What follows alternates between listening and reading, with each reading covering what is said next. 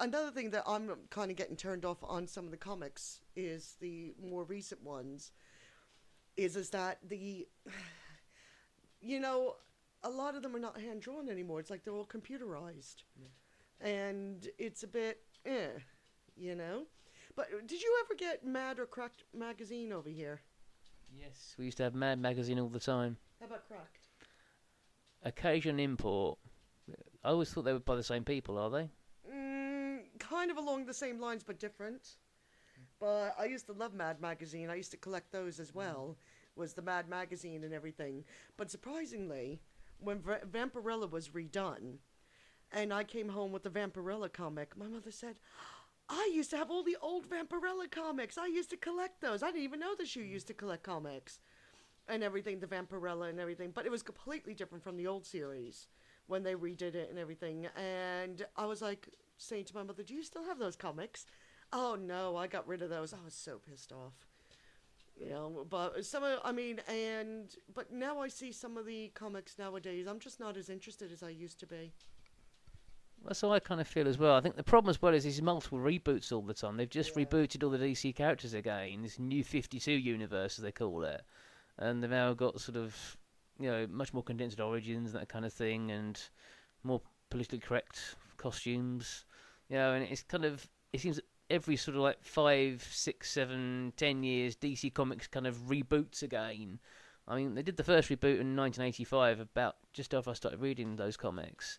I really like that. That was a really good storyline, the Crisis of Infinite Earths. But I just think everything I've done after that kind of seems to be trying to recapture that kind of glory again. This kind of this momentum of a sort of fresh start. And the thing I didn't like about the sort of Crisis of Infinite Earths is they kind of basically got rid of the Earth 2 concept. We had like the Justice Society of America there, where kind of they had the older versions of the DC characters from the 1940s. And because me being a bit of a history buff, I kind of always liked those characters and the idea they had this kind of history to them. I mean, I think they've now brought a lot of them back again now, but it was a bit hard going for a few years, really, and sort of, as time went on, I think basically one of the reasons why I kind of lost interest, because a lot of my favourite characters I kind of felt had been lost or changed so much. Yeah. I mean, I started finding myself towards the late 90s, heading more towards the independents. Like, Fun with Milk and Cheese. You know, it was quite a really, really out there, wacky, type of comic and everything. And I have to admit, I love my independents, because the independents are not as PC and everything, and a lot of them are still hand-drawn. I mean, nowadays I don't know as much. I mean, although to be fair to DC, they did come out with things like Sandman, and I loved the Sandman and everything, and I was quite gutted when they stopped it. And then they had the spin-off to it, but it wasn't the same. Well, that's where it finished, really. That was a problem. But then they had a spin-off called The Dreaming, and it still just wasn't the same. And like I said, and then they did come out with Preacher, and Preacher was like, whoa, I mean, one of my most memorable of one of them is that they talk about one of the farmers fucking a chicken, and that was kind of like, whoa, I can't believe I just read that. And I thought living in the South for all those years would have sort of gotten ready for that, but never mind. Yeah, well, what is it? You're part Welsh, aren't you? What's this about sheep? No, but I kind of see a pattern at the moment where it kind of seems like it was cool to be into geeky stuff for a while, sort of, I said, sort of mid to late 2000s, and kind of has slowly become less cool, as it were, really. I don't know, there's various reasons for that. I think, as I said, the main sort of flagship TV show in the UK being Doctor Who, I kind of think it's kind of, well, it's another podcast, obviously, to talk about in detail, but maybe has lost its way a little bit for my feelings. I know that you think that Matt Smith, you said to me when we first saw a photograph of him that he looked like the kid from that film Mask with Sharon, about the disfigured child. Frankenstein, yeah. Yeah. But I mean, that's the thing. Another thing why I think maybe also, I say geek culture has become big with young ladies now, is as well as having sort of stronger female characters in these things. A lot of the sort of characters were previously older men, like the Doctor in Doctor Who, are now sort of being played by much younger pretty boys. I know, That guy was not a pretty boy. I mean, I'm sorry. You consider that a pretty boy? I'll show you the bottom of Aurora's bum. Well, a lot of girls like David Tennant, and a lot of girls do like Matt Smith. A lot of girls do think he's quite hot, believe it or not. Are you kidding me? I'm serious.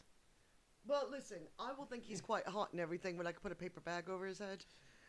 Matt, if you're listening to this, we're so sorry. I think you're actually quite a good actor. It's actually more to do with behind the scenes that I have more issues with Doctor Who, but... What about behind the scenes? Do tell. I'm not going to tell. Say, maybe for another podcast that will be. But anyway, getting back on track, but I kind of think, there is more impetus that, there are sort of more characters that appeal to sort of young girls and whatnot. Maybe why they're more involved in this kind of thing now than they have been in the past. But I do kind of think there's kind of, I said, two big events I think will be kind of, well, one big event really that will basically make this thing sort of headline news again will be when we get the new Star Wars film. Because it's kind of, it got announced a year ago and there's not been much more about it. Sort of, there's been dribs and drabs trickling through really, who's going to be in it, who's not going to be in it, this kind of thing, but no real concrete sort of news as such.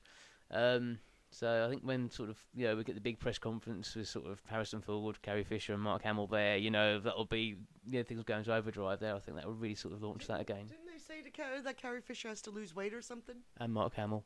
And Mark Hamill. Yes, he's getting a bit chunky now as well. Oh, come on, they're old. What do you expect out of them? Is that what CGI's for? Yeah, exactly. I have to say is that nobody could replace Carrie Fisher. Nobody could. And nobody could replace Mark Hamill or Harrison Ford. They were it. That was it. They were the ones. Well, that's what I'm kind of looking forward to, because to me, I remember basically back in 1983 after Return of the Jedi came out, I do remember sort of reading about people talk about there being another film or another set of films, thinking, oh, goody, that sounds good. And they said, it'll be about Obi-Wan and Anakin. I thought, what, the two old guys? That sounds really rubbish in my sort of like 7, 8-year-old kind of way. And no, I can't get involved with a bit of the hype about the prequels when they were sort of coming along in the 1990s. And when Phantom Menace came out, I was right. Those films were, not great. Oh, no, I'll tell you, the Phantom, I was so looking forward to the Phantom Menace. I was still living in Norway at the time. And I was able to get a hold of a bootleg copy while living in Norway. Tut-tut. I know. Somebody gave it to me. And I remember sitting there watching it. And I'm going, what the fuck? And it was terrible. I was like, oh no, what the hell did they do to Star Wars? No! Well, my one memory basically is just when you get to see when they first get to Tatooine. And I was thinking, hang a minute, they've left the sort of support rod between R2-D2's back legs. And I thought, hang a minute, I should be really into this film, not noticing stuff like that. I should be sort of like so absorbed by the story and thinking how wonderful it is. I shouldn't be seeing things like that on my first viewing. And that was to me an indication that was not a good sign. Things weren't good with this. I like the second two more, but it's still kind of not the same really. I mean, you can't capture lightning in a bottle twice anyway. That's the way I see it. But I mean, dare I say, what's coming up now is more what I wanted to see back when I was a kid. I want to see a continuation of those character stories. What became of them? Obviously, there's been books and comics that have sort of told that story. But I mean, there's never been anything official like a film or a TV show or whatever, and we're now getting that. So that's sort of I don't get too pumped up about it really, because there is always this thing about being let down and whatnot. But I think we should sit there and do, instead of how everybody else goes outside and decorates for Christmas with like snowmen and stuff. I think we should have Darth Vader, R2-D2 outside and put Christmas hats on top of them. That's a jolly good idea. That is actually. Well, I said many years past we should have Ghost Rider out front of Halloween and maybe Jack Skellington outside of Christmas. I know, but we've been trying to find a motorbike that's completely trashed. Does Woody have one? No, Woody doesn't have one. Sorry, Woody doesn't have one at all. So we haven't been able to find one and everything. Yeah. I mean, we got a fake cemetery in our front garden, and everybody, we do have a fake cemetery. There's a story behind the fake cemetery. I know if Dave wants to tell you. Not really. It's not really relevant to this, really. It's quite boring. It's about pissing off our old neighbour, really. That's all it was, really. And he's gone now, so it achieved its purpose. That's the main thing. No, we put out a bunch of fake headstones. We went and bought a bunch of headstones and fake bones out in the front, and had a cemetery out in the front. And we were told we were being very Obnoxious. I think he said disrespectful, didn't he? Or disrespectful, yeah, it was disrespectful and everything. But it was quite funny, though, when Sebastian would pick up some of the bones and run around with them. Those were fake bones, weren't they?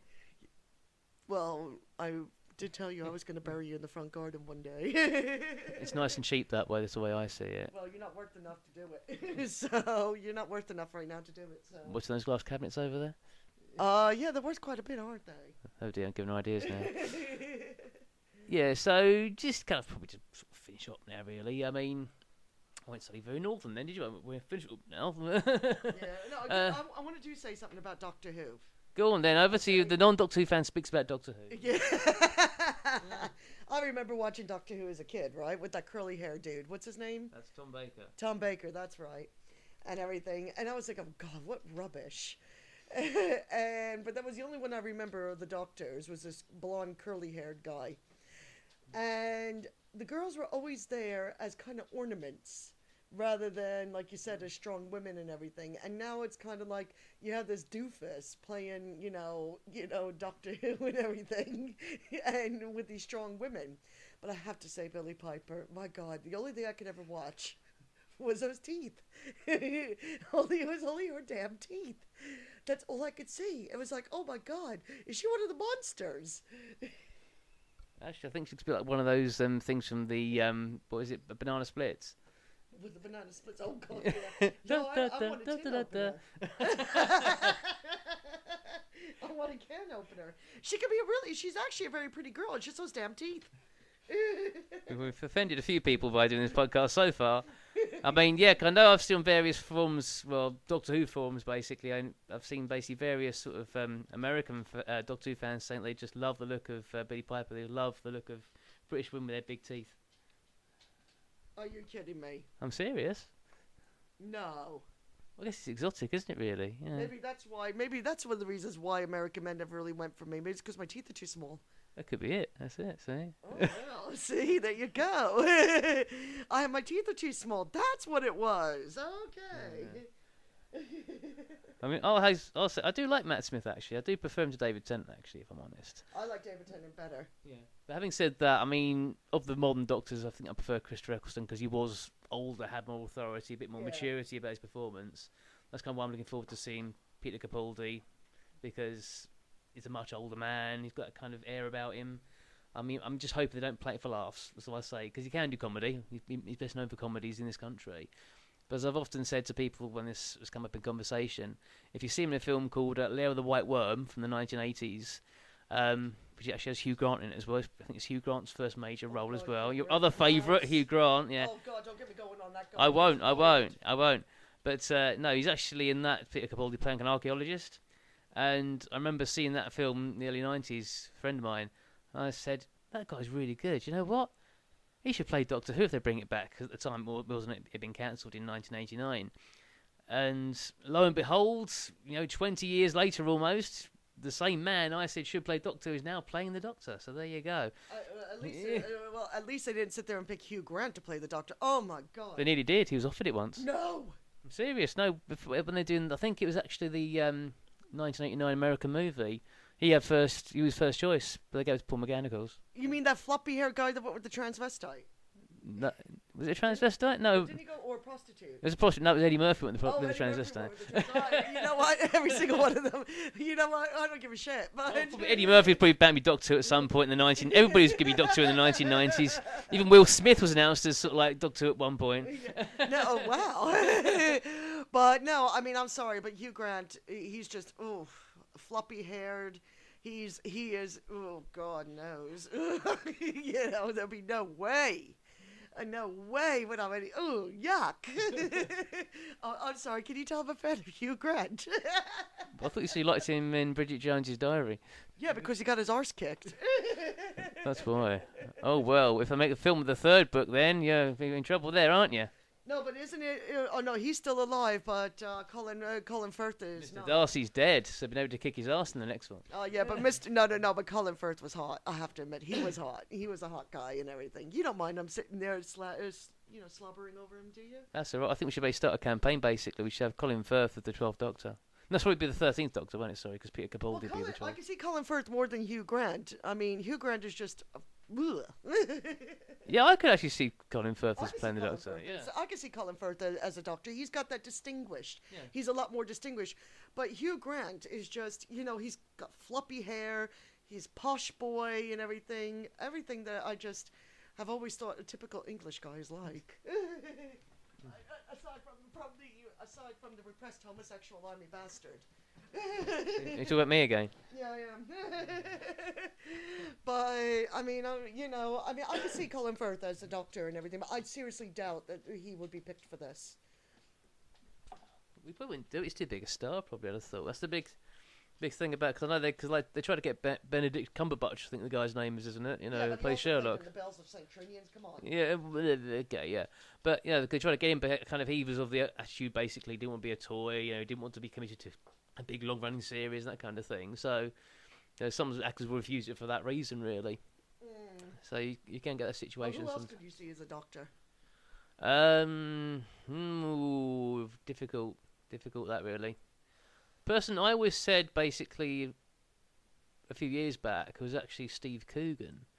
Again, people say he's a comedian, but he actually plays quite a lot of straight parts, and he's actually quite good. Yeah, no, he's not for English then, really, is he? But no, I could see him basically as the Doctor. Another person who, talking of the subject you was talking about, actually, Stephen Fry, I said once, I can imagine being the Doctor actually as well. Again, because the problem is the BBC tend to go for these much younger actors. They've gone for an older actor now, so that hopefully will set a new precedent. So maybe they went for somebody older. Maybe even Stephen Fry I could see as the Doctor. But again, you're not really one for doing series. He does films, doesn't he? He's more of a writer now than a sort of actor now, really, isn't he? So. Well, I mean, considering Doctor Who also had an older actress not too long ago and everything. And so maybe now they're changing their ways a bit and going for the older actors. Well, this is it. I mean, it's going to be interesting to see. I think, the thing is with this whole thing about going for a much older lead actor, there's been a lot of sort of concern that, it will turn off the young girls who have got into it by having, there'll be no sort of hot Doctor for them to fancy now. No, they might fancy it. No, let me tell you something. Some girls will sit there and fancy an older guy and everything. Well, Peter Capaldi, how should I say, he's not exactly sort of, Robert Redford, though, really, is he? Yeah, but, still, they might still fancy him. You don't know. I mean, there's all different types and everything. God knows if they fancied Frankenstein, they'll fancy the older guy. Yeah, but there's talk they might be bringing like a sort of male companion apparently as well. Because that's what they did in the past. Are they going to Torchwood now? I don't know about that, but no, something on this sort of line. I don't think it's going to be Captain Jack again, but there might be a younger male companion there, basically to sort of cover that kind of demographic, as it were. I think in the old series that was the way it was, because they had like sort of Stephen the astronaut. He was quite young, a bit more sort of foursquare heroic fellow, and they had like Jamie and Patrick Troughton's era. So they've kind of always had these sort of younger, sort of more heroic men with older doctors. It seems maybe they're going to go for that, really. Like I said, are they going to Torchwood? Maybe we'll have to find out, won't we?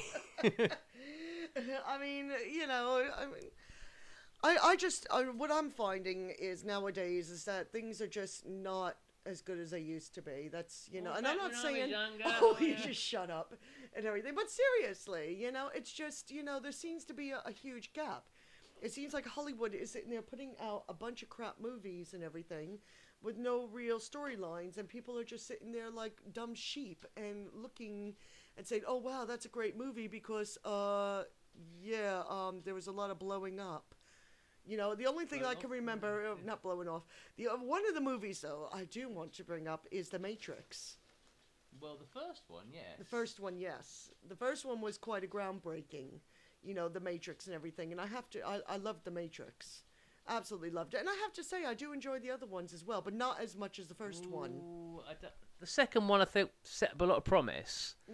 But I just thought the third one just completely scuppered it. It was just kind of almost like they were just trying to... They've written themselves into a corner and trying to do the opposite of what they should have done. That's how I kind of felt watching it. It's kind of like the things you expected to see... Well, not expected, but kind of... You felt was the way it was going and didn't go towards. And there's no real kind of resolution. It's kind of sort of just to sort of, ceasefire almost at the end, wasn't there? Yeah. I have visions basically the final scene would be them waking up to find they've been inside another Matrix, kind of what we thought was a real world was actually another virtual reality, something like that, whereas kind of they didn't do that. I think that's because that was the rumour as to how it was going to end, so therefore they kind of tried to avoid going for that ending. I mean, the other thing that I'm finding nowadays is they go for like these, like reality type of things that started, with the Blair Witch Project. And now it's like, a lot of these, like horror movie types, they're also going towards like that, it's a reality and everything, what is it, Poltergeist, not Poltergeist, Paranormal Activity and all that crap. I'm sorry, but you know what, I'm finding that I find that I like watching foreign films better. When I say foreign, non-English speaking films. What's that Finnish one about the sort of the Santa Claus monster for the day? Pretty, I can't remember the name of it, but it was pretty flippin' awesome. It was scary as hell, but it was a Finnish movie, and it was, these people living like way up in the sticks in Finland, like most people do, and they have these elves. They're pretty evil bastards, and Santa Claus is not your typical jolly fat man in a red suit type of guy. They're pretty nasty characters and everything, and they capture one. And basically Santa Claus comes and goes to sit there and kick arse. But it was a very dark film, and that's the type of stuff that I like. Things that are really twisted and, different. But I find what's coming out of Hollywood is just not, like I said from the beginning, is formulaic. Yeah, I kind of agree. I think also there's this kind of thing about, as you said, things are kind of really overblown now. There's kind of very little suspense, and there's people trying to shock all the time. Because the other day I actually watched, I hadn't seen it before, the film Something Wicked This Way Comes. With Jonathan Pryce in it. It's a story by Ray Bradbury about a carnival that comes to a town. And basically, the carnival kind of grants you your deepest, darkest desire, but does it in a twisted kind of way and makes you part of the carnival, which is like kind of a very sort of horror movie kind of premise. And there's kind of some very sort of dark, sinister moments in the film, but it's a story about two kids. They're the sort of protagonists of two children. And so it's more of a kind of dark fantasy almost. It was by Disney, actually. I mean, it didn't do very well at the box office. It was a kind of this period in the early 80s when Disney did quite a few quite dark films, that being one of them. Another of my favourites from that period, which doesn't get talked about much these days, is actually Return to Oz. Yeah. Which is, everybody thinks, sequel to Wizard of Oz, about sort of light and funny and humorous. It's not. I saw it when I was about 10 the first time, and it scared the living shit out of me. It's really scary. I mean, there's the whole basically thing is you've got the sort of evil queen basically has all these various heads. She sort of swaps over. That's really freaky. And part of before she gets to Oz, basically, Dorothy goes for shock treatment at a lunatic asylum. It's kind of it's quite scary. It's not a kids' film at all. Of course, kids will love it. You probably would do. And Dorothy's actually played by Feruza Balk, as her name from The Craft. When he looks like a chicken now. The dark films I do happen to like and everything. I do like the wacky films and everything, the ones that are, not your typical type of, premise, that you usually find. Like you said, the constant shock, the constant we're out to sit there and shock you and everything. Another whacked out film that I saw, and I think it's an Italian film with a British actor, I can't remember his name, it's called Cemetery Man. And it was really, really crazy film. It was, it was a dark comedy, a dark horror comedy. But because it was twisted, I liked it, it was just a very twisted film. But if anybody's out there, watch Cemetery Man if you can. Good hot tip there, really. So we've kind of got a bit off course here. We're not really off course because we had no. Horror does fit in. Yeah, of course. No, I'm fine. Think about I'm it. fine horror being here. If you think about it, okay, we're talking about sci-fi, we're talking about comics, and we're talking about things like that. Horror's geek stuff. Yeah, and horror's geek stuff. Let's face it. The first horror movie that I ever watched was actually in one of the old drive-in theaters. I'm probably showing my age now. And when my mother took me to the drive-in, and we had the speaker in the window, and it was quite cool. And it was seeing Jaws. And I was only maybe about 6-7 years old, but we lived by the ocean. And my mother kept trying to cover my eyes when the shark was coming after that kid on the raft. She's like, no, hide your eyes. And with me, I was like, cool. I was like, this is so cool, But of course, we used to go swimming at a place in Long Island called Robert Moses Beach. And shortly after that film was done and everything, I used to love to go swimming. And so, of course, I'm swimming all the way out and everything. I was a very strong swimmer. And I saw a fin come out of the water. And that was really freaky. And I was like, shark! Shark! Of course, lifeguards and kept calling everybody in. Well, it turned out to be it was a porpoise. That could be a film unto itself, that. Attack of the Killer Porpoise. Attack of the Killer Porpoise, yeah. There we go. We just got an idea for a whole new film there. That's quite cool, actually. So, yeah, I mean, where are we kind of going with this now? I mean, I think kind of, the geeky stuff will become popular again in a more mainstream kind of way as the years go on now, I think, really. It's kind of, I think we're getting towards a stage now where kind of things have gone a little bit bit quiet. It's just been the Marvel films, really, over the last few years. Whereas I think now we're going to see, these things becoming sort of, almost all-encompassing soon. They'll be just everywhere, probably, so... Well, what do you think of the movie of Sin City? I really like it, actually. I did, too. I thought it followed the comic quite a bit.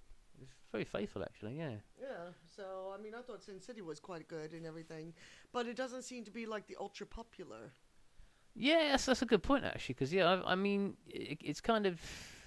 Because there were more stories, weren't there, could have done as further films. Yeah, and they don't, and it just seemed to be, and it just, you don't really hear it talked about too much. Well, there's a lot of films like that, really, though, isn't there, kind of disappear by the wayside. I mean, trying to think of another one, basically, that's kind of a bit like that, really, that is based on a comic book that, is probably better than people realise. Well, with the Batman films, some of them are really good, though. Yeah, some are really bad, though, as well. Some of them are very bad and everything, but some of them were really good, but, too bad we lost that, what's his face, who played the Joker and everything. Heath Ledger. Because he was really good as a Joker. I mean, he was wow. And I don't think you'll find another one like that. No, that's the thing. A lot of people were sort of panning him, saying, "Oh yes, the guy from that gay cowboy film is going to be playing the Joker," but it really worked out well. I mean, that's why I think people are sort of really panning Ben Affleck sort of being cast as Batman. Whereas, I mean, I'm quite thinking, I mean, again, that's probably the film I was thinking of, actually, the Daredevil film. I actually quite liked. A lot of people. Like the Daredevil film. Yeah. I mean, they're probably there's probably about 3 films worth of material in one there. That's part of the problem. There's a bit too much happening now, I think, is the main problem with it. But I think, underneath it all, they cover all the main bases. It captures the character quite well. And it pretty much sets up, what could have been quite a good sequence of films there, but kind of didn't happen for various reasons.